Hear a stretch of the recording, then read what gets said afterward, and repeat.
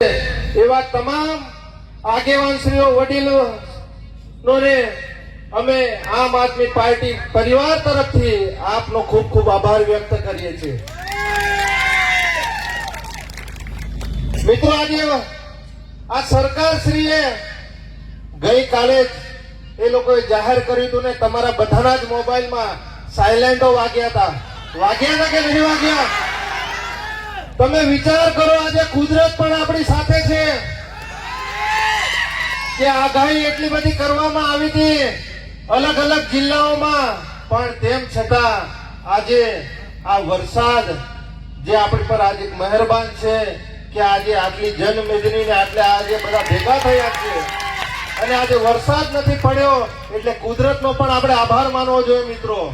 કેમ કે ચૈતરભાઈ વસાવા અને એમની આ પૂરી ટીમ એ દરેક સમાજના મુદ્દાઓ આ સરકાર સામે ઉઠાવે છે, આ સરકાર સામે મજબૂતાઈથી લડે છે।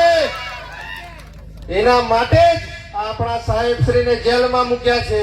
આપણા સાહેબશ્રી છેલ્લા ત્રણ વાર જેલમાં ગયા, એમના ધર્મપત્ની બે વાર જેલમાં ગયા, પણ તેમ છતાં મિત્રો આજે આ ચૈતરભાઈ અને એમના પરિવારનો આપણે ખૂબ ખૂબ આભાર માનવો જોઈએ કે આજે ઉમરગામથી અંબાજી હોય કે સમગ્ર ગુજરાતમાં આજે ચૈતરભાઈ ભલે જેલમાં છે પણ એમણે ઘરે ઘરે ચૈતરભાઈ પેદા કરી દીધા છે। અને આજે આખા ટ્રાઇબલમાં જે આ ઘરે ઘરે ચૈતરભાઈ પેદા કરી દીધા એ જ આ ભારતીય જનતા પાર્ટીને ખૂંચી રહ્યું છે। જ્યારથી આપણી આ જિલ્લા પંચાયત બની છે મિત્રો, આ ભારતીય જનતા પાર્ટીએ આપણા ચૈતરભાઈને એક નહીં જેવી સામાન્ય કેસમાં અઠવાડિયામાં 3 દિવસ સુધી તારીખો પાડતા હતા આ લોકો।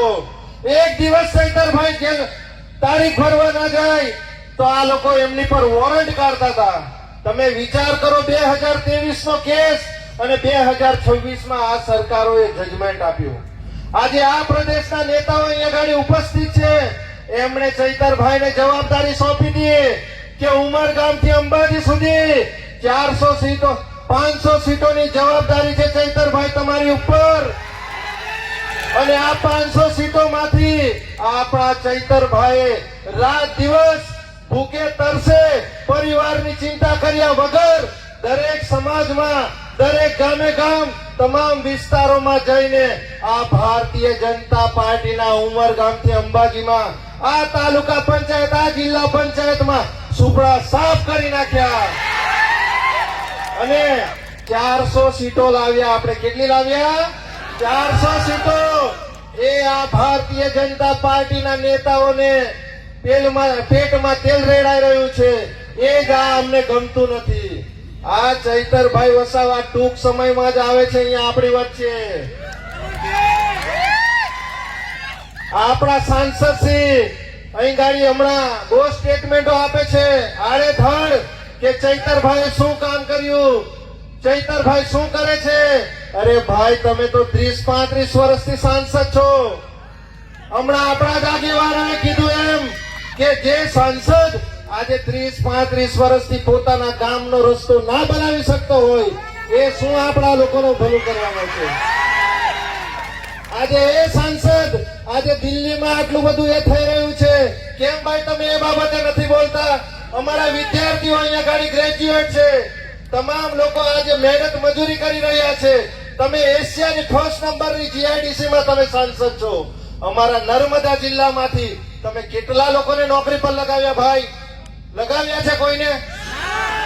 આપણા વિસ્તારમાંથી કોઈને પ્રાઇવેટ નોકરીમાં નથી લગાવી શકતા, કોઈને સરકારી નોકરીમાં નથી ભલામણ કરી શકતા, અને રાજ્યમાં મુખ્યમંત્રીને પત્ર લખે, દેશના વડાપ્રધાનને પ્રશ્ન લખે।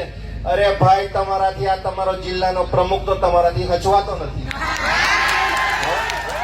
આ તમારા જિલ્લા પંચાયત જિલ્લાનો પ્રમુખ, એ તમે ધારાસભ્ય, તમે સાંસદ સભ્ય, તમારો આખો ટીમનો આખો બધો કાફલો તમે ગાંધીનગર લઈ જાઓ છો, પણ તમારી પીપોડી તો કઈ વાગતી નથી।